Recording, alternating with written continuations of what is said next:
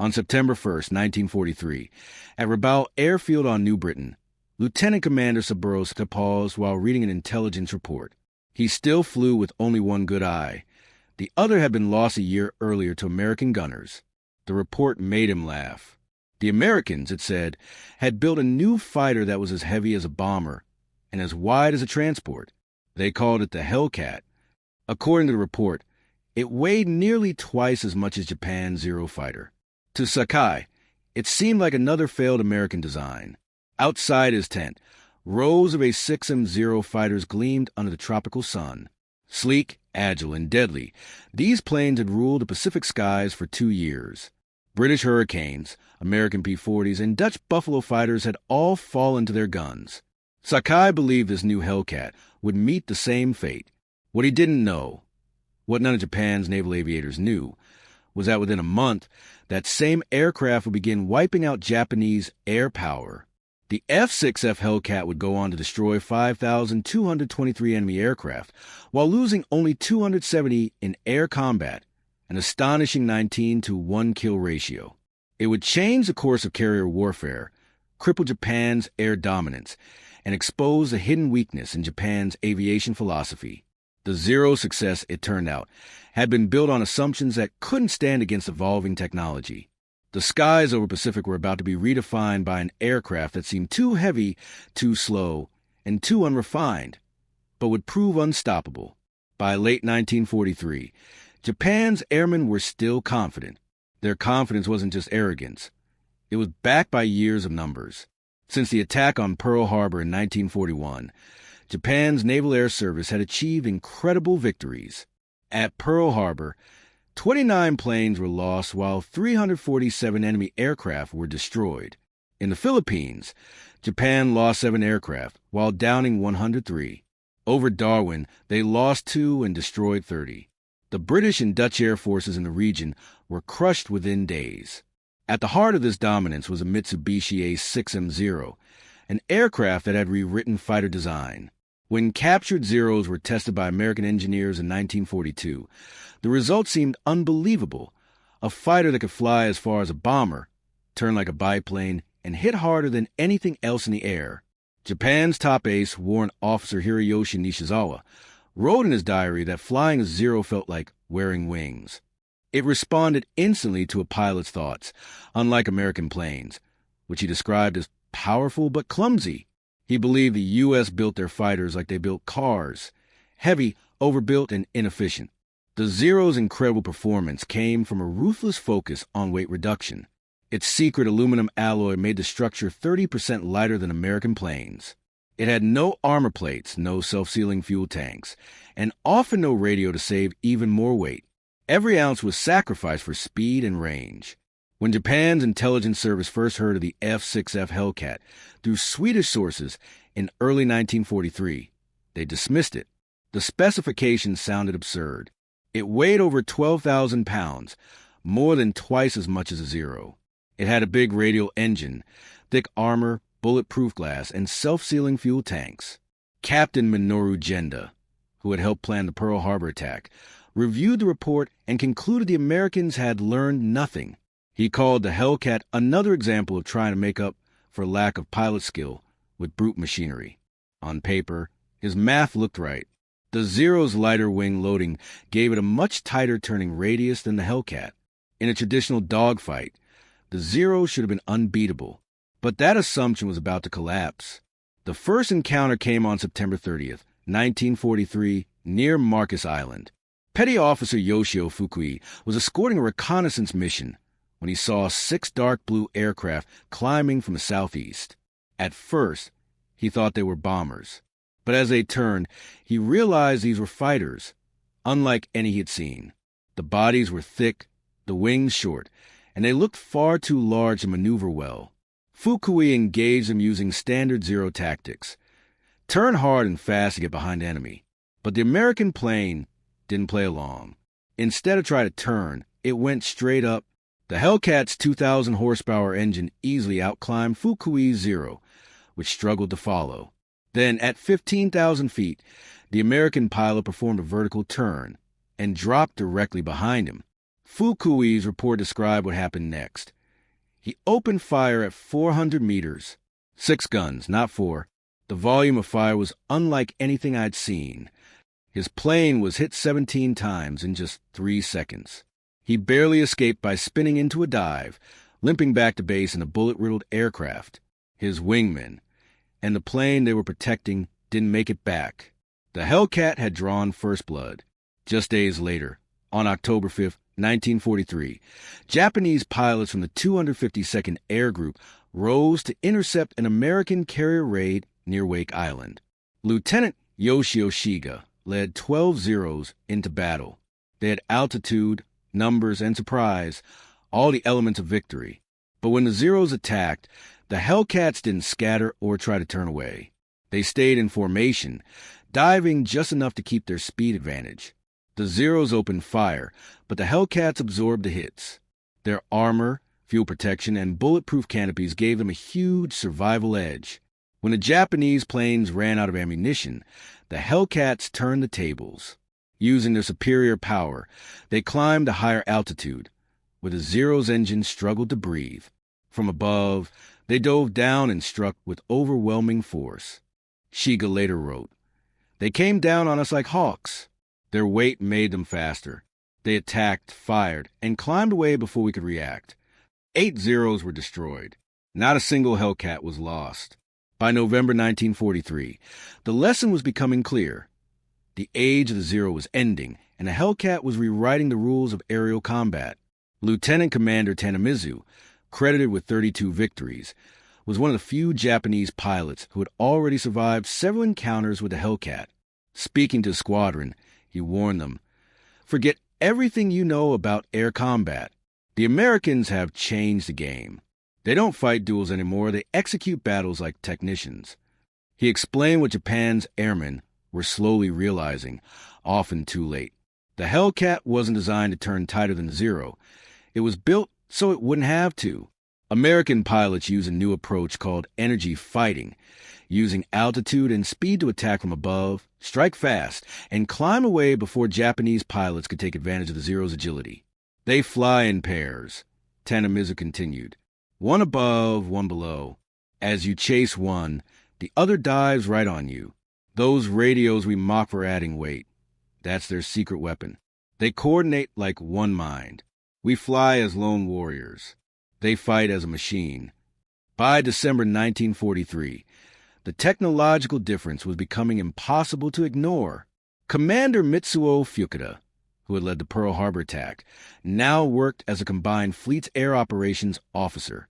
Inspecting damaged Zeros returning from combat, he saw the widening gap firsthand. The firepower difference alone was staggering. The Hellcat carried 6.50 caliber Browning machine guns, each firing 750 rounds per minute. That's 4,500 rounds a minute in total. Each bullet delivered enormous energy on impact. The Zero's lighter 7.7 millimeters guns fired slower, smaller rounds with a fraction of the hitting power. Even worse, the Americans were now using radar to guide their fighters to intercepts. While Japanese pilots still relied on eyesight to spot enemies, U.S. pilots were being directed by radar controllers aboard ships, who could detect Japanese planes more than 50 miles away. Lieutenant Sadamu Komachi described one of these encounters. "We were climbing to the clouds when they hit us. We never saw them coming. They knew exactly where we were and from what direction we were approaching. We were blind men fighting enemies who could see in the dark." By early 1944, Japan faced a crisis of experience. Before the war, the Imperial Navy's pilot training program was one of the hardest in the world, taking 3 years to complete. New pilots entered combat with about 700 flight hours. Army pilots had around 500. They were masters of aerobatics, precision flying, and shooting. But as the war dragged on, resources collapsed. By 1944, Navy pilots were going into combat with barely 300 hours of flight time, and Army pilots with around 200. Fuel shortages forced training in gliders. Ammunition was so scarce that each pilot might fire only 50 practice rounds before battle. There was no night flying, no radio drills, no formation practice. Meanwhile, American pilots were logging over 300 hours before combat, including 50 in the exact aircraft they would fly in battle. They had trained rigorously, practicing gunnery, carrier landings, and advanced energy tactics in safe conditions back home. Lieutenant Commander Yoshihiro Hashimoto, the training officer at Kasumigaura Naval Air Station, described the situation bitterly. "We are sending children to fight professionals." One young pilot arrived yesterday.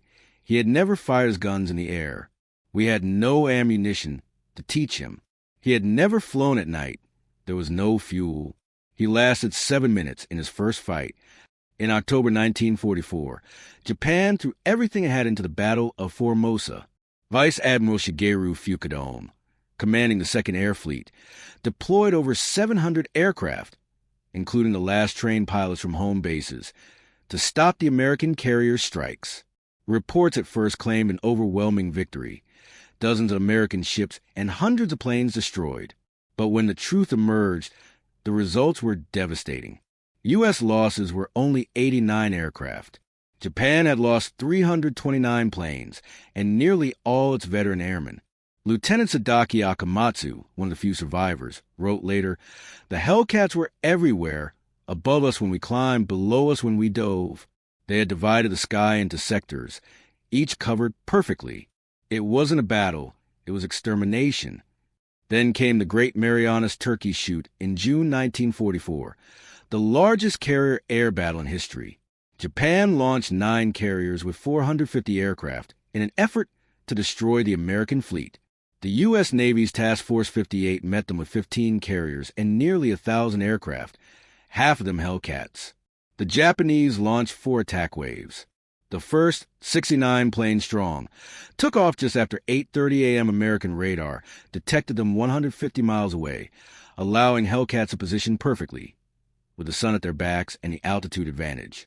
Japanese pilot Zenji Abe later recalled seeing a wall of blue fighters stacked between 20,000 and 30,000 feet, at least 60 of them. "We were trapped before it began." The fight lasted barely 12 minutes. 42 of the 69 Japanese planes were destroyed. U.S. pilot commander David McCampbell shot down 7 that day. His wingman, Lieutenant Roy Rushing, took down 6 more. "The Zeros tried to turn with us," McCampbell said. "We refused. We dive, fire, climb back up. They'd try to follow, stall, and another Hellcat would finish them." By day's end, 346 Japanese carrier aircraft and 50 land-based planes were gone. America lost just 30. That night, pilots jokingly called it the Turkey Shoot, because the Japanese fighters had been as helpless as birds in a hunt. For months later, during the Battle of Leyte Gulf in October 1944, McCampbell set a record that still stands. Leading 7 Hellcats from the carrier Essex, he intercepted a group of 60 Japanese planes heading toward the fleet. In the next 90 minutes, he shot down 9 of them, 5 Zeros and 4 bombers, while Rushing added 6 more. McCampbell's plane came back without a single bullet hole. 7 Hellcats had defeated 60 enemies without loss. His performance earned both the Medal of Honor and Navy Cross. By this point, Japan's Air Force was breaking down psychologically as well as physically. Surviving pilots began suffering what military doctors called Hellcat shock. Admiral Ozawa wrote afterward that America had achieved something Japan had never imagined possible, the industrialization of air combat. Each Hellcat, he said, was no longer just a fighter plane, but part of a perfectly integrated system. As pilot losses mounted, Japan slashed training to the bare minimum, as little as 40 to 70 total flight hours. Kamikaze pilots received barely a week of training before their final missions. From April to June 1945, during the Battle of Okinawa, the Japanese launched nearly 1,900 kamikaze attacks. The Hellcat now had a grim new role, not just as a hunter, but as a shield.